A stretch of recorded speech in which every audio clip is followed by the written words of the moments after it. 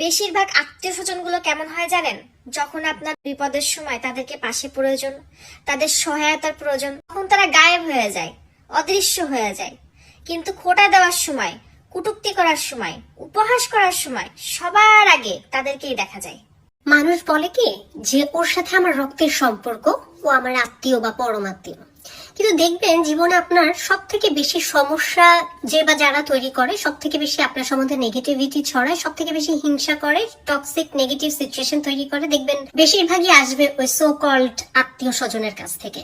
এর একটা প্রথম এবং প্রধান কারণ হচ্ছে আমাদের সোশ্যাল কনটেক্সট বা পারিবারিক কনটেক্সটটা আমরা এমন ভাবে তৈরি করি যে ছোটবেলা থেকেই আত্মীয় স্বজন একে অন্যকে কম্পিটিটর মনে করে।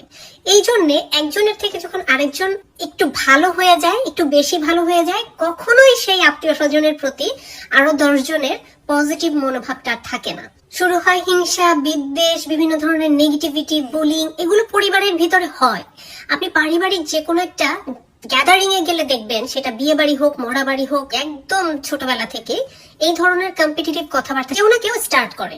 ওর বাচ্চা দেখ বেশি খায়, স্বাস্থ্য ভালো, ওর বাচ্চা দেখ কম খায়, স্বাস্থ্য ভালো না, এর বাচ্চা বেশি দুষ্টু, এর বাচ্চা একদম শান্ত, ও আগে কথা বলা শিখছে, ও পরে কথা বলা শিখছে, ও সালাম দিছে ঢুকে ও দেয় নাই। মানে বিভিন্ন ধরনের কম্পারিজন ছোটবেলা থেকে শুরু হয়ে যায়। বিভিন্ন ধরনের কম্পারিজন যখন রেজাল্ট আউট হয়, তখন একজনের ছেলেমেয়ের সাথে আরেকজনের ছেলেমেয়ের পা ধোয়া, পানি খাওয়া থেকে শুরু করে বিভিন্ন ধরনের কম্পিটিটিভ কথাবার্তা চলে আসে। তারপর আস্তে আস্তে শিশু বড় হয়, বড় হওয়ার সাথে সাথে কম্পিটিশন লেভেল আরো বেড়ে যায়। তখন কোনো সোশ্যাল গ্যাদারিং এ যাওয়া যায় না। অমুকের মেয়ের ভালো বিয়ে হয়েছে তো তমুকের ছেলের ভালো বিয়ে হয় নাই, ও ভালো চাকরি পাইছে তো তোর ছেলে ভালো চাকরি পায় নাই, এইটা হয়েছে তো ওইটা হয় নাই, ওইটা হয়েছে তো এইটা হয় নাই। এই ধরনের কথাবার্তা যখন আমরা শুনতে থাকি, স্বভাবতই আমরা মানুষ, আমরা নিজেদের সম্বন্ধে ভালো কথা শুনতে পছন্দ করি। কিন্তু যখন এই ধরনের সোশ্যাল গ্যাদারিং এর মধ্যে পজিটিভ কমেন্টস গুলো আরেকজনের কাছে চলে যায়, সমসাময়িক আরেকজনের ছেলে বা মেয়ের সাথে এই তুলনাগুলো শুরু হয়, তখনই তাকে নিয়ে মনের ভিতরে একটা হিংসা হয়। দেখা যায় ওই বেচারা ভালো করে অস্বস্তিতে ভোগে, ভালো কোথাও চাকরি পেলে, ভালো কোথাও গেলে, ভালো কোনো কিছু আত্মীয় স্বজনের সাথে শেয়ার করতে পারে না, ভয়ে যে ভালো করে ভাই একটা বিপদে পড়ে গেছে। বিভিন্ন ধরনের ছোট করা, টিকা টিপ্পণী, আরেকজন মানুষকে একটা খোঁচা মেরে কথা বলা, এই ধরনের বিষয়গুলোর উৎস এই সব জায়গা থেকেই আসে। নিজেদের জীবনে না পারার ব্যর্থতা, গ্লানি, এগুলো অন্য মানুষকে একটু ছোট করে খোঁচা মেরে বলতে তারা পছন্দ করে।